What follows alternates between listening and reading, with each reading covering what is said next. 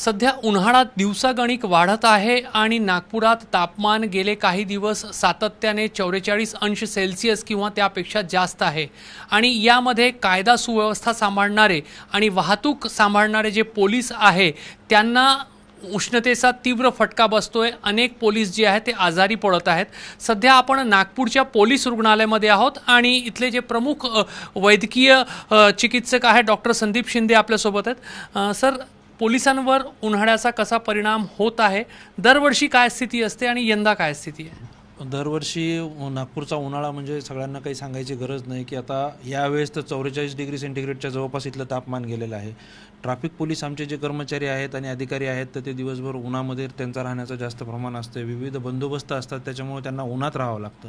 तर नेहमीप्रमाणेच यावेळेससुद्धा काही असे आम्हाला उष्माघातामुळे डिहायड्रेशनचे पेशंट, त्याच्यासोबतच स्किनचं जे पाणी, त्वचेतील पाणी कमी झाल्यामुळे जे इचिंगचं प्रमाण असतं, खाजवणे, असे पण पेशंट काही दिसून येत आहेत।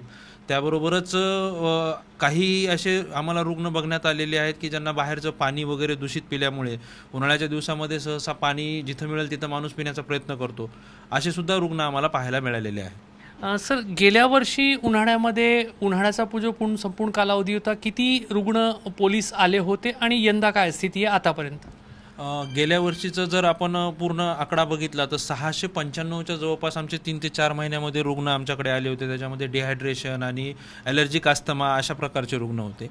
आता सध्या सुरुवात झालेली आहे तर जवळपास एक 20 ते 25 रुग्ण आपल्याकडं आपण नोंदणीकृत केलेले आहेत आणि त्यामुळे आम्ही आमच्या पोलीस रुग्णालय नागपूर येथे उष्माघात कक्षसुद्धा सुरू केलेला आहे आणि त्याबरोबरच आम्ही एअरवर सुद्धा आमच्या कंट्रोल रूमला वारंवार सूचना देतो किंवा जर असं कोणाला काही त्रास झाला, हातपाय गळून येणे, मसल पेन होणे, त्याच्याबरोबर नॉशिया, वॉमिटिंग किंवा चक्कर येणं, असे जर काही लक्षणं दिसून आले तर ताबडतोब त्यांनी पोलीस रुग्णालय नागपूर शहर किंवा मग जे काही आमचे MPKYचे पॅनलचे हॉस्पिटल आहेत तिथं संपर्क साधून उपचार घ्यावेत। तसेच जे घरचे पोलीस कर्मचारी आणि अधिकारी आहेत त्यांचे कुटुंबीय आहेत त्यांना जर समजा काही काम नसेल, गरज असेल तरच त्यांनी 1 ते 4 या दुपारच्या उन्हाच्या वेळेमध्ये घराबाहेर निघण्याचं टाळावं, याबाबत सुद्धा सूचना आम्ही दिलेल्या आहेत। सर, जे वाहतूक पोलीस आहे विविध चौकांवर ते ड्युटी करतात आणि दुपारच्या वेळेस त्यांच्यासाठी काही वेगळ्या मार्गदर्शक सूचना आहेत का की सावलीमध्ये थांबावं किंवा काय त्यांनी स्वतःच्या सुरक्षेसाठी करावं? अगदी बरोबर, याबद्दल आमचे आदरणीय पोलीस कमिशनर साहेब आहेत, त्यांना सगळ्यांना योग्य मार्गदर्शन केलेलं आहे आणि दुपारचा जो टाईम पिरियड आहे त्यावेळेस प्रत्येक ट्रॅफिक कर्मचाऱ्याने उन्हापासून स्वतःचा बचाव करून आपली ड्युटी करावी असं याबद्दलचं मार्गदर्शन त्यांना आहे। तर नागपूरमध्ये तीव्र उन्हाळा आहे आणि एप्रिलच्या मध्यापासूनच तापमान जो आहे तो 44 आणि 45 अंशांच्या घरात पोहोचलेला आहे आणि सातत्याने गेले 3-4 दिवस तापमान जो आहे तो 44 अंशांच्या वर आहे।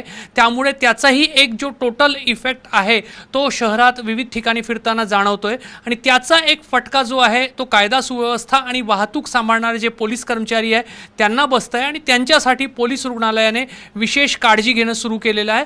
रोज जे पोलीस कर्मचारी आहेत त्यांना विशेष सूचना जी आहे ती पोलीस रुग्णालयाकडून दिली जात आहे। कॅमेरामॅन अतुल हिरडेसह रजत वशिष्ठ, ABP माझा, नागपूर। ABP माझा, उघडा डोळे बघा नीट।